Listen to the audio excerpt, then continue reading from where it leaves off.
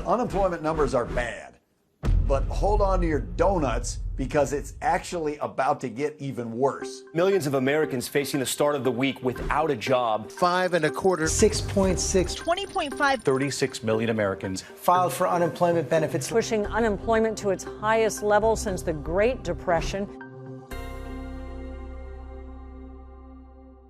Here's why the employment numbers are about to get even worse. First, you've got thousands of small businesses around the country still employing people, but they're running out of money. So by the end of the summer, you could see a wave of bankruptcies and an entirely new wave of unemployment that comes onto the system.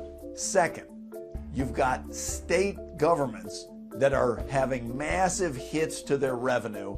They're going to have to raise taxes and start laying off workers in the face of the downturn. So that could be a whole second or even third wave of unemployment that comes along in the very near future.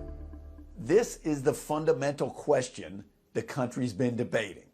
Should we save lives or should we save the economy? First order of business is save lives, period, whatever it costs. Of course everybody wants to save every life they can. But the question is, towards what end ultimately? It's a false trade-off. Saving lives is how you save jobs. By that I mean in the economies around the world that have come back the fastest and where the hit was the smallest, they have all taken the approach of stop the spread of the virus, save the lives, and if you stop the spread of the virus, then people will not be afraid and the economy can come back. So it offers you the best choice of all, which is let's save lives and jobs. Think about the different kinds of American workers. There are those that can work from home and those that cannot work from home. There's really only about a third of jobs that can comfortably be done from home. If you're in something where you physically have to be in the location, there's no conceivable way you can do that online. People work in those jobs, they've been hit the hardest, and the incomes in those jobs weren't as high to begin with. So it's piling on and making the normal problems of inequality in the country, it's making those problems even more extreme. This is the thing I want you to think about next. This moment is actually basically the hardest time to get hired in the history of the American jobs data. There are not big expanding employment opportunities. Most businesses are in panic mode.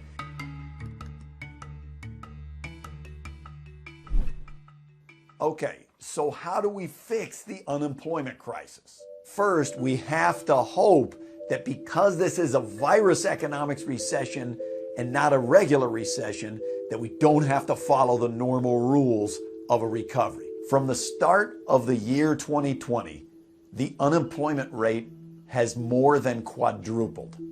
We normally say about the unemployment rate, it goes up like a rocket and it comes down like a feather. In rocket terms, all previous recessions were kind of bottle rockets. This thing is like a Apollo 11 rocket to the moon. And so if we're going to float down like a feather, it is going to be a really tough period. Because what's happening and why the economy's in free fall and why so many millions of people have lost their jobs is because overall people are scared. They don't want to go out of their houses, and economic activity plummets when people withdraw. The good news is that if you look at other countries where they have gotten control of the spread of the virus, their economies have actually started coming back, and they never got as bad as we just got in our job markets. Consider Germany. Unemployment went from a little over 3 to a little less than 6, an increase of less than 3%. In Korea, it went from 3.3 to 3.8. Very small increases in the unemployment rate. If we can get out of lockdown and make people feel safe by slowing the spread of the virus, that's the fastest way you can turn the unemployment rate around.